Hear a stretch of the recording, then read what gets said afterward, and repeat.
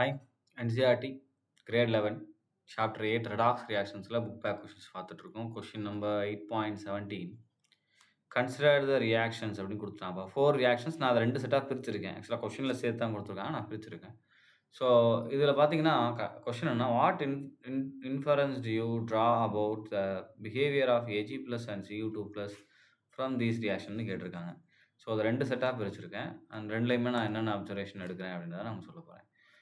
இப்போ இங்கே ஏஜி பார்த்தீங்கன்னா, இங்கே நமக்கு இது எப்படி இருக்குன்னா +1 அப்படின்னு இருக்கு. ஏஜி இங்கே +1 அண்ட் இங்கே பார்த்தீங்கன்னா ஏஜி 0. ஸோ இங்கே ஏஜி நமக்கு என்ன இருக்குது அப்படின்னா +1லேருந்து 0 ரெடியூஸ் ஆகிருக்கு, ரைட். அதே மாதிரி இங்கே காப்பர் எனக்கு 2+லேருந்து இங்கே 0 அகைன் இங்கேயும் ரெடியூஸ் ஆகிருக்கு, ரைட். So reduced. இப்போ யாரை இது ரெடியூஸ் ஆகுனா யாராவது ஆக்சிடைஸ் ஆகிருக்கும் இல்லையா? அப்போ யார் ஆக்சிடைஸ் ஆகிருக்கா அப்படின்னு பாருங்கள். ஸோ இங்கே பாஸ்பரஸ் எடுத்துக்கிட்டிங்க அப்படின்னா 4 8 ஸோ +5ல் இருக்குது. அண்ட் இங்கே வரும்போது 2 அண்ட் 4 4 3 +1 ஸோ +1ல் இருக்குது. ஸோ +1லேருந்து +5க்கு ஆக்சிடைஸ் பண்ணியிருக்கு. ஸோ சேம் இங்கேயும் அதே +1லேருந்து என்ன பண்ணியிருக்கு, +5க்கு ஆக்சிடைஸ் பண்ணியிருக்கு, ரைட். அப்போ ஆக்சிடைஸிங்காக இருக்குது. ஸோ இதுலேருந்து நான் என்ன தெரிஞ்சுக்கிறேன்னா, போத்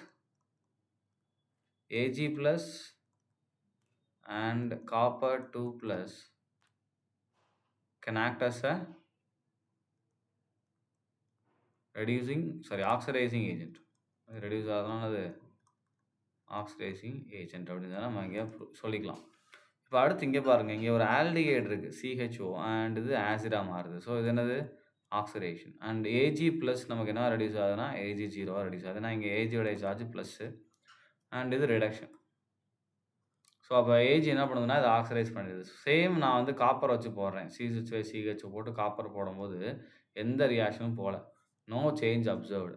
இதுலேருந்து நான் என்ன தெரிஞ்சுக்கிறேன், ஸோ அப்போ சேம் ரியாக்டண்ட் தான் பாருங்கள். ரெண்டுலேயுமே நமக்கு என்னது, ரியாக்டண்ட்டு பொறுத்த வரைக்கும் சேம் ரியாக்டண்ட் தான். காப்பரோடு அது ரியாக்ட் ஆகலை, ஆனால் ஏஜியோட என்ன பண்ணுது, அது ரெடாக்ஸ் ரியாக்ஷன் போகுது. அப்போ இதுலேருந்து நமக்கு என்ன தெரியுது அப்படின்னா, A G plus is stronger oxidizing agent